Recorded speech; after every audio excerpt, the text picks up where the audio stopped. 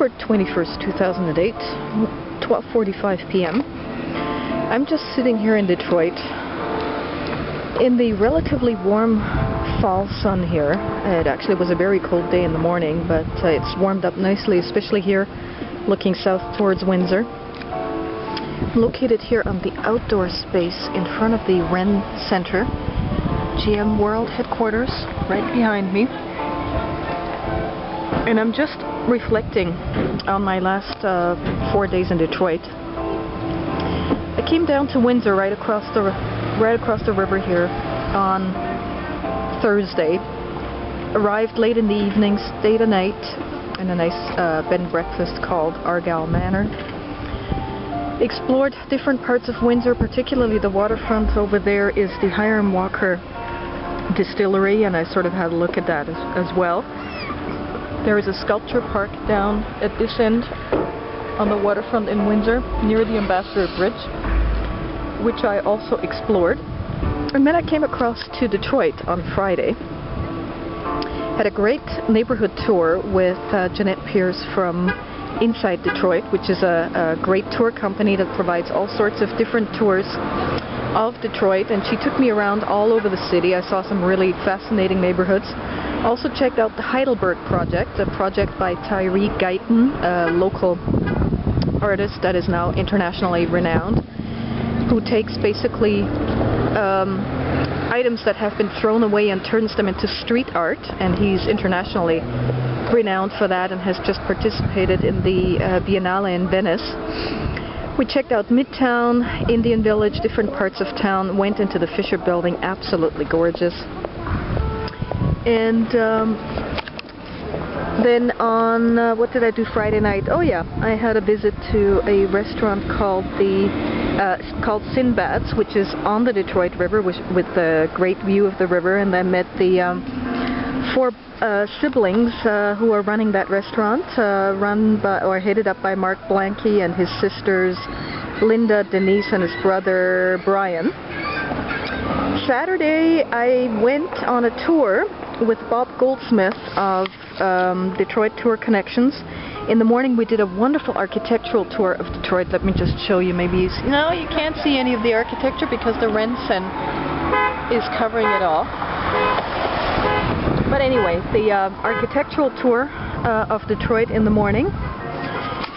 And then we had a nice little lunch at the Bucharest Grill, and then in the afternoon, well, before that we checked out the Eastern Market, which was in full swing on Saturday, and in the afternoon we checked out Brush Park, which is a very interesting neighborhood, sort of a mix of old rundown mansions from the Victorian era, some of which are pretty decrepit and derelict right now, and many of them have actually been brought to life, so it's a neighborhood of transition that is starting to rejuvenate.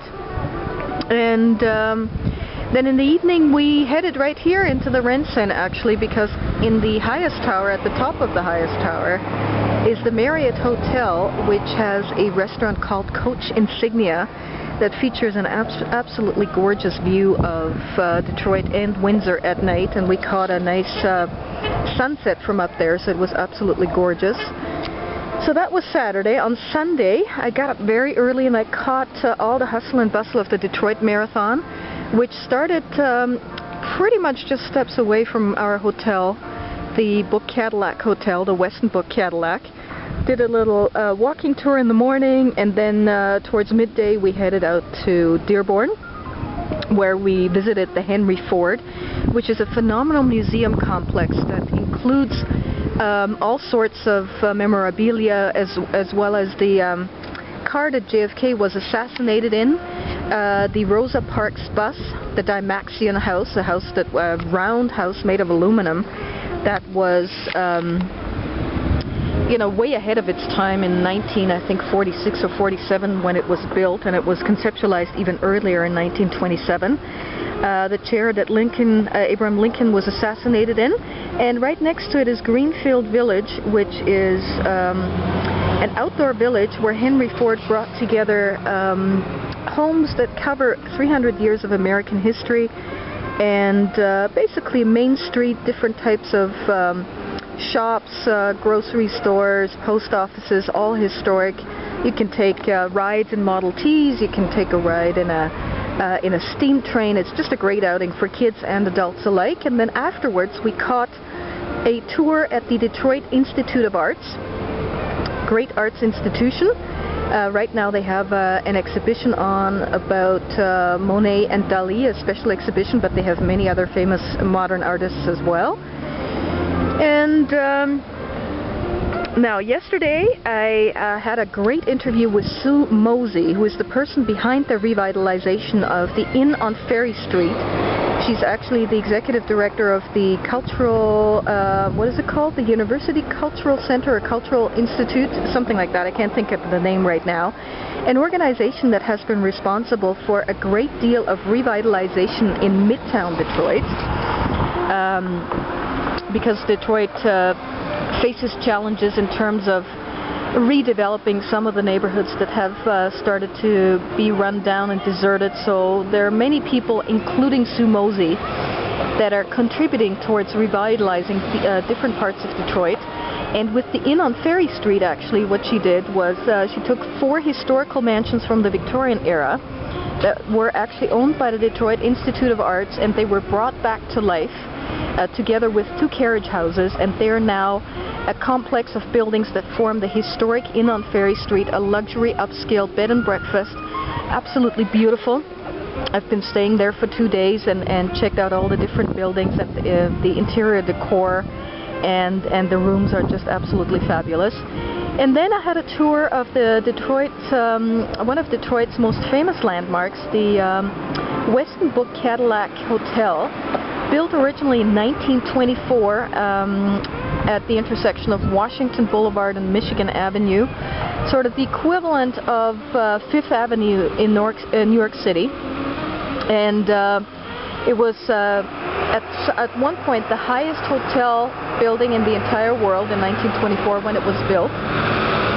Stunning building. Unfortunately, it fell into disrepair because it closed down in 1984 and stood empty for 24 years. And after an investment of $220 million, it's now been brought back to life in absolute glory by the Westin Hotel Group. And I got a tour by John Timko, who is the sales manager for the hotel. He took me all the way up to the roof, which was an absolutely fabulous experience. I was on the rooftop of this hotel, and believe me, there are no railings, there is no guardrail or anything that will protect you from falling off. So certainly I did have not a real panic attack, but it certainly, my fear of heights kicked in, but at the same time it was a wonderful opportunity to take pictures of Detroit's skyline and various skyscrapers right up there, right next to the renovated ziggurats, which are part of the original architectural features of the 1920s. And he took me through an entire tour of the building, including the restored ballrooms from the 20s. Very exciting, and all the way from top to bottom. So that was the Detroit landmark, the historic Westin Book Cadillac Hotel. Then today I've actually been taking a bicycle tour with Wheelhouse Detroit.